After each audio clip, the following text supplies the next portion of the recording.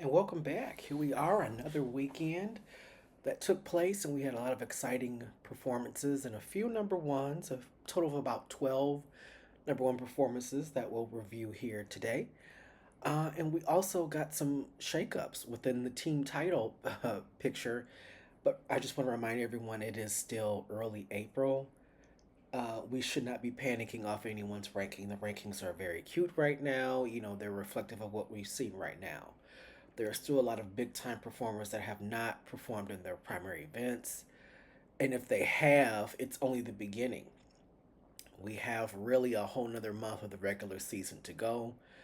And the outdoor season is noticeably longer than the indoor season. It's not as exciting as indoor, at least in my opinion, at times. But there were still some great performances that we saw. There's still some great competition. And we got some great meets coming this weekend. And I was also really happy to see that South Florida will be at the Penn Relays. I'm looking to see what they do again, because Houston looks pretty strong. So maybe we'll get a South Florida, and Houston battle in the 4x1 and 4x2. So we'll see. But right off the bat, I want to get started on the women's side, and go from, I guess, the track to the field, because there's really only one event where there was an official number one ranking on the track on the women's side, and that was in the 200. You had Adaejah Hodge. You know, a lot has been said about, I guess, her career so far. She had a questionable coach, Young, who I think put her in a really uncomfortable position. But I think that she has kind of atoned for his mistakes unfairly. And I think that it's time that we give her some grace, because we don't know the full story. We can only speculate, but we also need to remember this was a very talented athlete at a young age who was taken advantage of. So let's just recognize that and give her some grace there. But what I want to make us aware of is just how talented she is, because she joined Outdoors, the top 10 all time list, in her first outdoor debut in the 200. She clocked a 22:10. Yep, she did. It was an incredible race. It's making the rounds on social media. As you see the last 60 or 70 meters, her using that strength of hers, she's just pulling away bit by bit. And she just looks all a bit more incredible. And I'm more convinced now than ever that I think she's going to run sub 22 come outdoors. I think it's really, really clear. I think we thought this in high school. I think it's really, really clear now. She's a better 200-meter runner than she is a 100-meter sprinter. And I think potentially, when she moves up to professional ranks, I think she may be a 4-2 runner, not a 1-2 runner like she currently is. She, in a, just the way she is now, reminds me a little bit of Cyan Richards Ross. For those of us who remember, because Cyan was a senior when I was a sophomore in high school, when Cyan started off, she was primarily a 100, 200-meter runner, and 400 was kind of just an occasion. But it became very clear that she is stronger in the two and the four, well, really the two. And when she got to the University of Texas under Bev Kearney, she exploited that great 400-meter speed that Saya displayed her senior year. Because when she finally gave full focus to the 400 her senior, she set an insane national record. And we saw last week, not this past week, but the last week, we saw Adaejah Hodge run a low 51 in the 400. She's amongst some of the best 400-meter runners, not just on her team, which is full of great 400 runners. She's one of the best 400-meter runners right now in the country. And that's early April. I mean, what if she was to give it full focus? Remains to be seen, but what we do want to give credit to is just how great Adaejah looked running that 22:10. And I'm going to call it now. I say she runs sub 22 some point this season. Next, we'll move on to the high jump, and we have Karsyn Leeling of Nebraska. And I'm chuckling because it just seems that whenever we mention a field event, there's almost always a Nebraska athlete. I know I have made the statement. They are probably the best school at teaching the technique of the field portion of track and field, but they're also really good at teaching technical track and field altogether. And here's another field athlete. Last year they had a great high jumper on the men's side, not on the women's side. They have Karsyn leading. She leads the nation now with a jump of 6 feet 2 1/4 inches, 1.89 meters. She has some Big Ten hardware. We just need to see her add more national hardware to her trophy case. I'm not going to put her in the same class as Timmy Tope and Rose Jaboa of Illinois, but it's time that we add this Nebraska athlete to the discussion because she's been close to being the number one ranked athlete in the event a couple of times. Here she is. Again, it's early April, but she has got the national leading mark, which is a pretty solid mark of 6 feet 2 1/4 inch. And then again, we have to add, we know the pedigree she's coming from. Nebraska athletes perform very well on the national stage, and they do show an ability to get consistently better throughout the season. So, what's stopping this from being Karsyn's story as well? So, we'll probably see more from Karsyn in the future. Now, moving on to the throws, where we had two strong performances in throws on the women's side. And we'll start with a super young freshman, and I'm happy to see her here, Jessica Oji of the University of Pennsylvania, who I will be seeing in a few weeks at the Penn Relays. She leads the nation with 59 feet 4 3/4 inches, or 18.10 meters. She was a talented freshman coming out of high school, where she was a star, and we saw that she was literally living up to the hype her indoor season. She was always mentioned as a dark horse or potential, and she kind of proved that she was more than potential. She earned All American honors. And here we are, early April, and she's leading the nation in the shot put. And I want to remind some of you that don't know this, but when it comes to the shot put, the weight of it does increase from uh, high school to college, but it does not seem to have affected her. And I just think as time goes on, she's just going to continue to get better and better. I think we have found sort of the next star in women's throwing, and I really do believe it is Jessica Oji. And no surprise that she chose Pennsylvania. She was an outstanding student in high school. And I think it's also fair for us to recognize that the Ivy League can not only produce great academic athletes, they can also produce great athletes in general.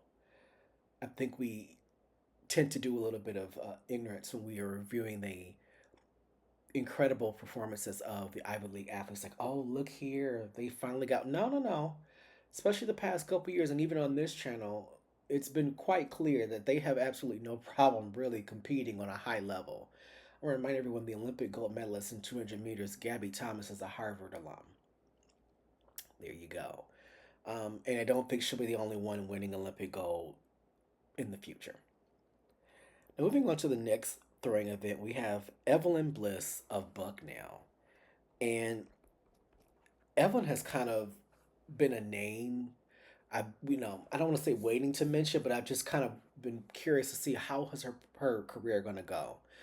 Because I'm going to be honest, I thought because of her performance in the past that she would probably consider transferring to a bigger university because Bucknell is small. And I just did this, really nice transfer video. And I'm always curious when I see athletes who come from smaller schools to the bigger schools, not just because of NIL, but normally it is because they want access to the higher level of competition on a more consistent basis.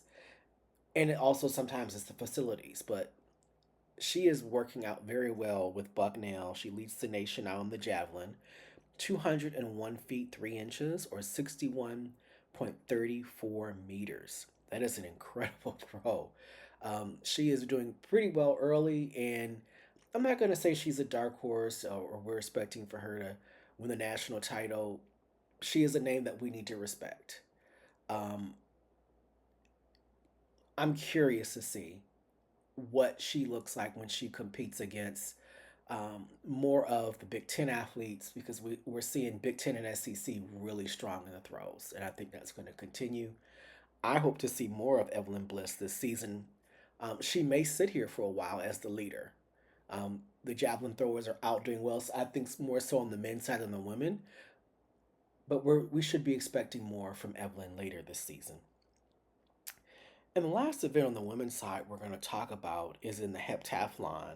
And we've mentioned this young lady before. She was one of the people that I had predicted to be considered a dark horse in the indoor championships, and that is Juliette Leracuenta Hubner of Cincinnati. Juliette reached a total of 5,920 points. And one of the best things about Juliette is she's not only just pretty good with technique, she seems to be very competitive in pretty much every event that she's in, all seven. Whether it is the long jump, whether it is the pole vault, whether it is a bit on the track, whether it's the 200 or the 800. She's a pretty well rounded athlete. And yes, she is young, but Juliette leading the way with almost 6,000 points early. And this is after we've had some big names compete already. Um, Normally, with the heptathlon, the big names want to test the waters early within outdoor track and field. You know, they have the Texas relays, the Florida relays, or the Stanford Invite, or the Gym Click multi event shootout at Arizona. Um, you have so many really good competitions for multi event athletes early on. And so the fact that she's leading the country is something we need to pay attention to, because I'm pretty sure this is not going to be the last time she's mentioned here. Now, moving on to the men's side, it's going to feel like a Georgia fest, and that's because they had such an incredible weekend. We'll start with Lee Brown of, again, University of Georgia. He's their star freshman hurdler, and he has the fastest win legal time. I'm aware of the time that Kendrick Smallwood has ran at Texas or Jaqueline Scott at Texas A&M, but both of those times were wind aided. Liezra's time, again, as a freshman, is the fastest win legal time, and his time of 13:22. And he's reminding me a lot of Jacoby Tharp when Jacoby started out. Because as we're aware, the high school high hurdle height and the college and professional height is different, it's higher. And so normally freshmen have to make that adjustment to dealing with the higher height. And Jacoby didn't really have any challenges in dealing with that. In the same way as with Grant Holloway. And I really feel like that's a sign of a great hurdler as a freshman. Can you handle the height? Can you how quickly can you adjust to running the higher height and competing with the big names? And Liezra, oftentimes we watch him. It doesn't. We no longer really look at him in the lens of freshman. We're recognizing this is a special talent, and this is someone with times like this, 13:22. We're going to be mentioning him even more than we already were, in that we cannot look at him with the freshman lens because he doesn't run the times that a freshman would who does high hurdle. And this isn't to not freshmen who are still adjusting, and it's a higher height.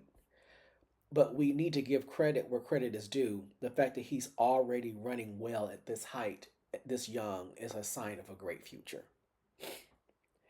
Now, moving on to his teammate, and ironically, another hurdler, Mohamed Adaejah of also of Georgia. He took the NCAA lead in the 400 hurdles, 49:16. So, you have the fastest win legal high hurdle mark with Liezra Brown and the fastest 400 hurdle mark with Mohamed. So, hats off to Coach Carol Smith Gilbert's staff. They're doing a great job. Uh, and I will say this, back when I was in college, Georgia did have a pretty decent group of low hurdlers, and specifically on the men's side of the 400 hurdles. So to see them returning back to those roots of having some great low hurdlers to match with the young high hurdler, Liesbra, Georgia is doing a great job of building a number one title contending team.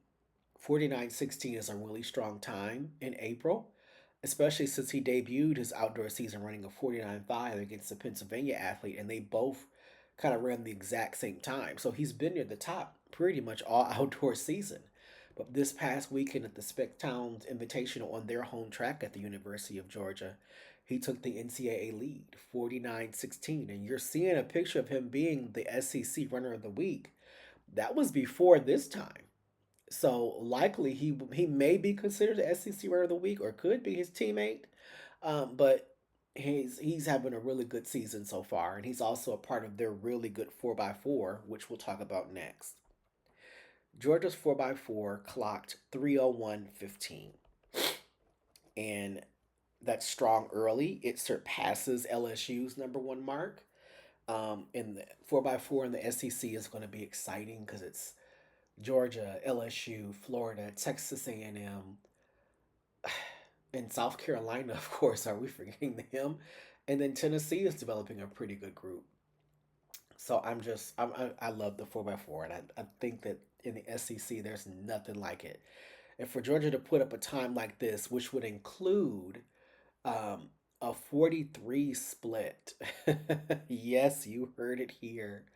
The youngster split 43-69, one of their freshman studs, Mr. Sims, for the Georgia Bulldogs. What a great group. The fact that they're so young and this is still an area that they're developing, because I don't think any of the 2-star 100-meter sprinters that they recruited last year have really done anything on the track yet. But their 400 group has really done well. So Georgia's shaping out to be a formidable program, not just on the women's side, but on the men's side. And to see them take the NCAA lead now after having, I guess, would say a mixed bag in the 400 indoors, because they had two great performances, two really talented young freshmen, but the team is slowly but surely merging together. So to see them run 301 at this point in the season is a great sign for them. Will they win the SEC title? Will they win the national? That's not what we're looking at right now. What we're looking at is they run a competitive time to lead the nation with youngsters on that relay early. Next, we'll look at another teammate from Georgia, Kimani Jack, their stud high jumper. And I've mentioned him already a couple of times on my channel because he always seems to be in the mix. He was going into the championship meet indoors, my favorite to win. Did not happen, but I still think he performed pretty admirably. And here he is leading the nation in the high jump with a jump of 7 feet 4 1/4 inches, or 2.24 meters. Now he could actually, I believe, jump higher than that because of how well he jumped that this weekend. But I expect for him to perform higher than that later on, the greater the competition that he sees. He may not see heavy competition again until possibly the SEC championships. And that's not me saying that he's going to hold on to the number 1 ranking this long. No, but I do think that he'll be near the top comfortably for the remainder of the season. And I don't think any of you would disagree with that. He's had an incredible year. He consistently keeps getting better, and he shows up when he is expected to. Do I think he's going to learn from what happened indoors and change that for outdoors? Yep, I do think so. I think he's going to remain being a top tier high jumper for this year, and he is still going to be a name we mention for potential champion. Also, will now finally move away from Georgia. Kennedy Stringfellow. We're going to go to the University of Oklahoma in that amazing jumps program. Kennedy Stringfellow jumped 26 feet 5 3/4 inches, or 8.07 meters. The irony, yes, that leads the nation. That's not anywhere near his jump that he did indoors. So he's shaking off some rust outdoors, and things are looking good. In fact, he leads the nation, so this is not his second time doing that. He is going to be a name mentioned. I spoke about his transfer in the transfer portal. I thought that was a really great decision. Clearly, going to Oklahoma has worked for him. It would be nice to see Oklahoma have that 1-2 punch of the top long jumper in Kenny Stringfellow and the top triple jumper in Brandon Green. I think that's what the hope is for the University of Oklahoma. But it's good to see him leading the nation again in the long jump. I'm really high on him. I think this is also a great competition this year. There are so many really good long jumpers who can already jump 27 feet. I don't think I've ever seen this many indoors. And, outdoors, everybody's coming along slowly. But to see him take the lead this early put a smile on my face because that was against some pretty good competition. And our last guy, and it just seems that we cannot have a weekend where we're not talking about a Petros athlete. Um, Jip DeGrief of Illinois. I mean, just 8,039 points in the decathlon. Again, Peyton Bear of Oregon is going to be the favorite, I think, all year. But Jip DeGrief is a name that I'm not unfamiliar with because I mentioned him here on this channel in the preview, and I also mentioned him last year a couple of times. So I don't think this is not anything new. I'm looking forward to seeing how he improves under Petros, who has done a really good job developing his field athletes, specifically his multi-event athletes. One of the things that he's known for, and the fact that he has an NCAA leader in Jip DeGrief with over 8,000 points, and it's only April, is a really positive sign for Jip and his hopes for a later portion of the season. Well, that is the video. Um, I really thought that this weekend, although it was a little bit quieter than it had been the past two weekends, we saw some really important performances to help us understand how some of these really good teams look. I think Georgia really stamped themselves as a really strong contender for the number one ranking come next week. The fact that they're leading the nation in, three events, and in one event they had the fastest legal time, and they're still developing the rest of their team. Like literally, their team is still in development mode because so many of them are, either coming from an injury or they're young and they need to get more under their legs. So what's really there at Georgia? And also LSU, which has a number one ranking, I kind of proved that this might be a better team outdoors than they were indoors. And they weren't anything to play with indoors, but they look really strong. So we'll have a video where we look at some of the best teams.